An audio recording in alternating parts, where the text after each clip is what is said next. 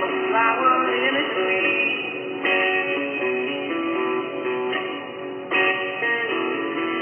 The force of my coattails drag us to our feet.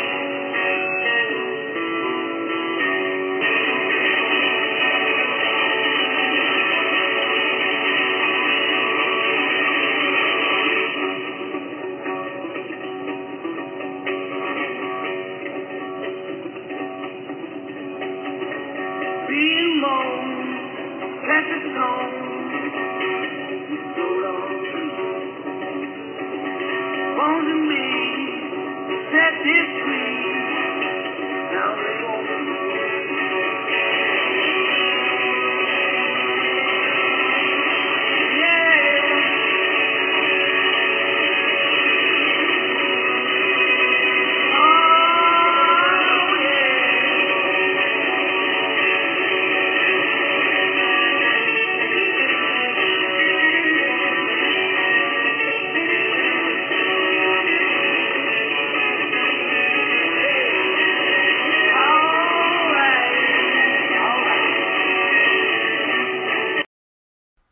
Good afternoon or good evening for those of you in the UK, and welcome to the Bones and B Banter Hour.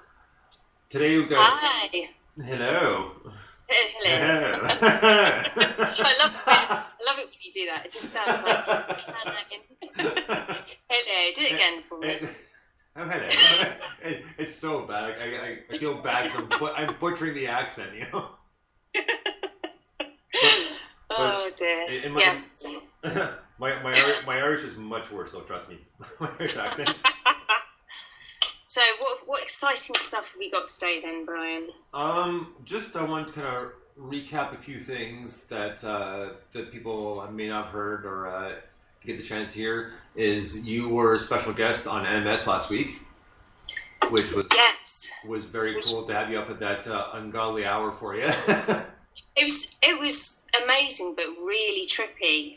Somebody once said, I've got a friend who does sort of different night shifts and things like that, and they said there's like a time, and it's usually about 3:00, where you almost go into this really odd kind of sugar rush time where you need sugar, and it really felt like that. And then I started seeing the dawn come up, and I thought, wow, it was really cool, really cool.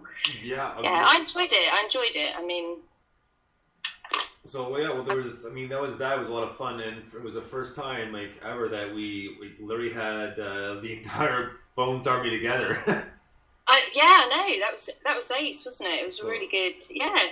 That's what. You won't get me there every Saturday, obviously. But I will try and do it again. But it is, I mean, I had to be quite disciplined, and I did try and have a bit of a sleep in between. But sometimes you get that kind of, I don't know, you've gone into a sleep and then you suddenly wake up and you think, whoa, this is, trippy. But yeah, it was good. And great music again as well. Enjoyed it. Oh, and that's great. And that's what was so much fun about it. That's what made it so exciting that time around. Because it hasn't been done before. Well, we've never done it before. So it turned out very well.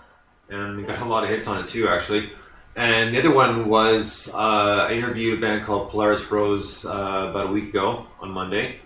And they were so much fun. They're alternative rock, pop. I mean, it's a good mix into one, and just two of them. There's Peter and Madeline, and they have such good harmonies in their music, and just got in them right away. And this was maybe 7 months ago, and finally got set up. And they're really great people, and in the same sort of what's the word I'm looking for here? Same sort of attitude, maybe you want to say, or the sort of a personality, same sort of personality like I have. So it was easy to get along. Well, I could hear it by all the laughter, because you definitely. I mean, it was great actually, because again that was early morning. Was that about 2:00? No, actually that was early, because they're out west in LA. Right. Well, for me it was because I was up for that. But that's right. No, that was 2 a.m. your time. Yeah, so, I mean, I just found, it was very entertaining, and I could definitely hear the kind of mutual banter between you and laughter. It was great. Well, the thing that it was a perfect setup, and I got hit by dead silence because they were expecting something else. And that's when we were talking about stage presence and that sort of thing. And Peter said, goes, it's one thing to be cool on stage, but it's nothing to have a stage presence, and it makes a lot of sense. So we talked about that, and I jokingly said, well, that's why I do this. And Madeline says, well, you got a great face for radio. I was like, ugh. So we talked for another few seconds, and I was like, well, this next song is a cool song by Polaris Rose, and this is what Maddie just did to me. It's called Set Me on Fire. And like that side, I was like, nothing, guys? Like, no, sorry, we thought you were going to play the song first.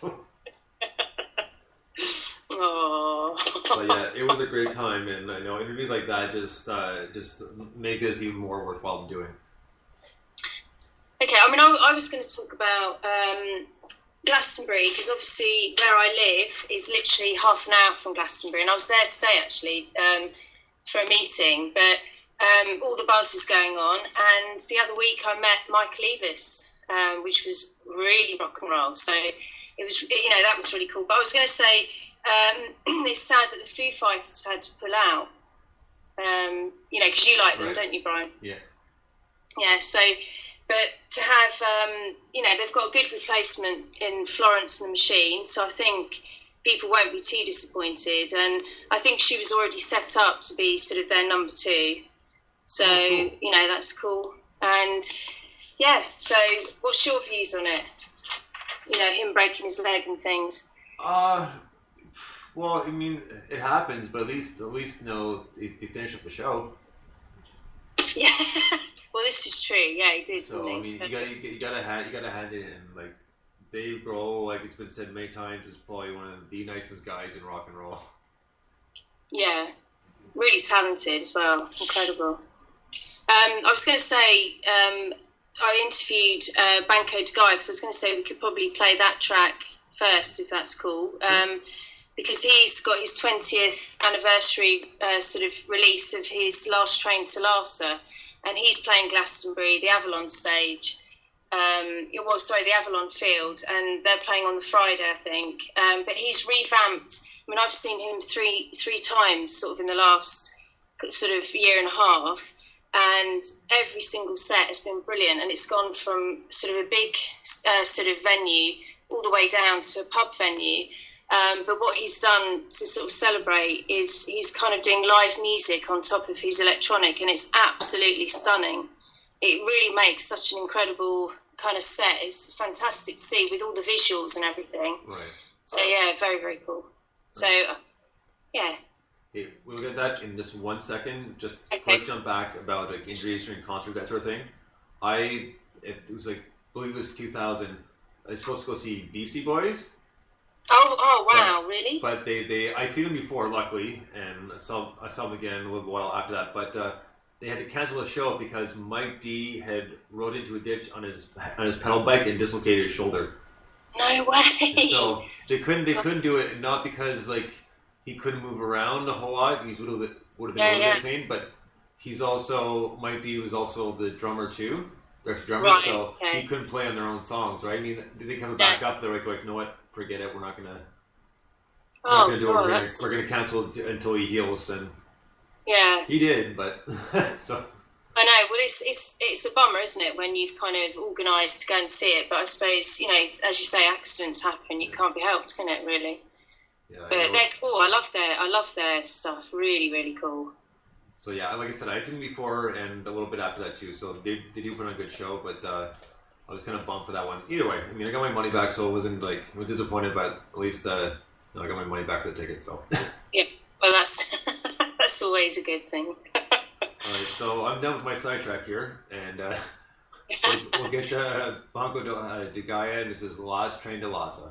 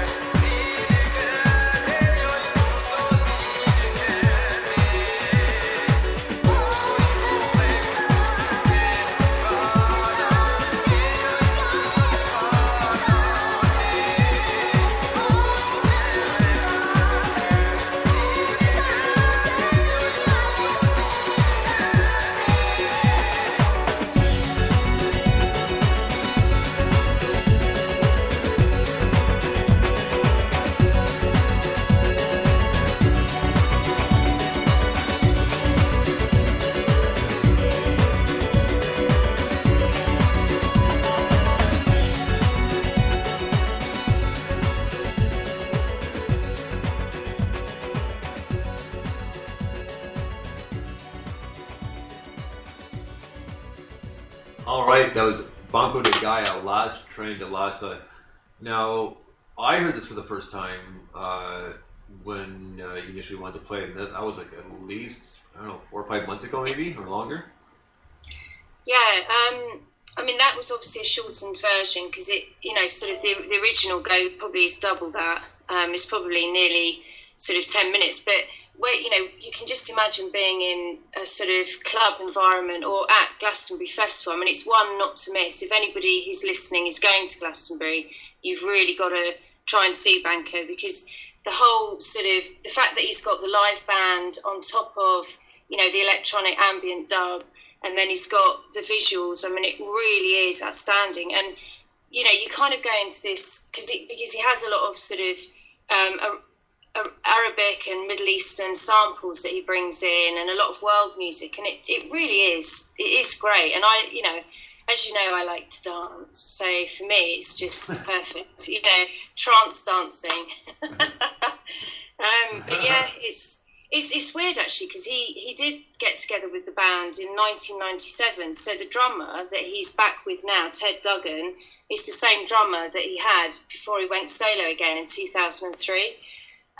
But he's got a new guitarist, and I got talking with him, and he sort of writes songs and, as I say, plays bass, but he works with a French musician as well. But he said it's very different for him, the music, but he really enjoys it, So, yeah, it's really, really cool. It's definitely worth getting to see him, though, on his gigging.